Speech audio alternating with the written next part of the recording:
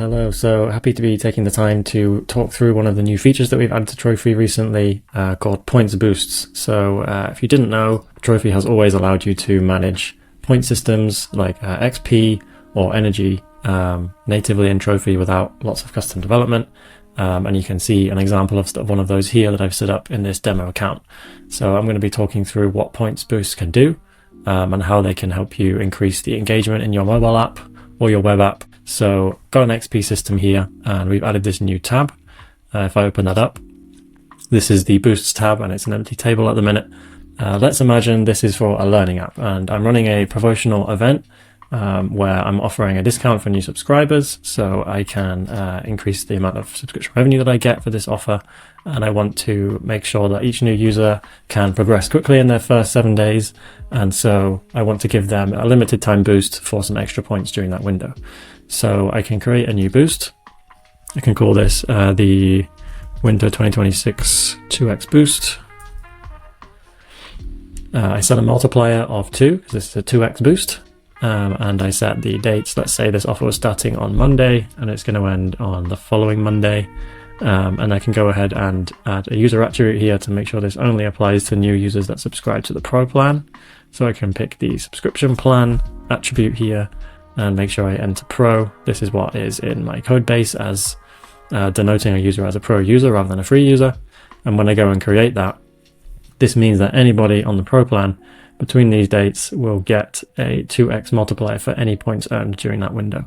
No coding required to make that, to add that feature to my app. That's now done. If I was to make that active, that would start kicking in from that point, and I could come back to the analytics and see exactly how many points were being boosted versus how many were being awarded through regular points events in Trophy, and compare that directly in the analytics here. So that's one use case for boost in Trophy. Another one if you imagine that you've detected that a particular user or a cohort of users is looking like they're being a bit inactive, they're not coming back to your app as much as you'd like, you can encourage them to come back by offering them a limited time points boost. So you can't do that directly in the dashboard here. You have to hop over to your code base to do this. So I'm just going to switch over. So I just jumped over to a code file here. I've installed the Trophy Node SDK and just initialize the SDK with my API key.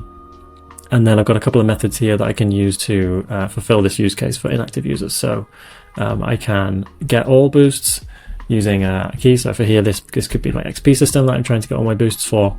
And I can display those in my application and show users which boosts apply to them. And then here I can use the admin client to create a new boost for a particular user. So again, this is probably going to be my XP system.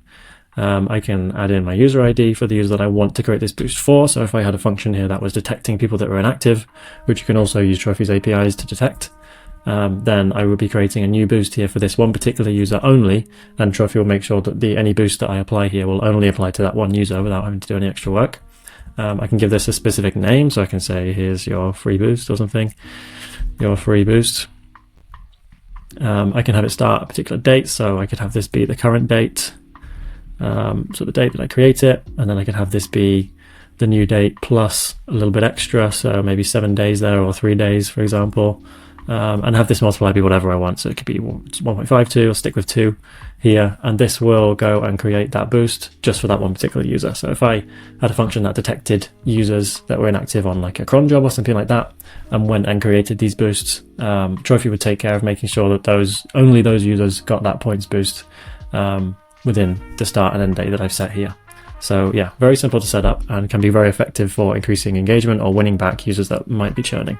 So yeah, that's a couple of different ways you can use points boosts.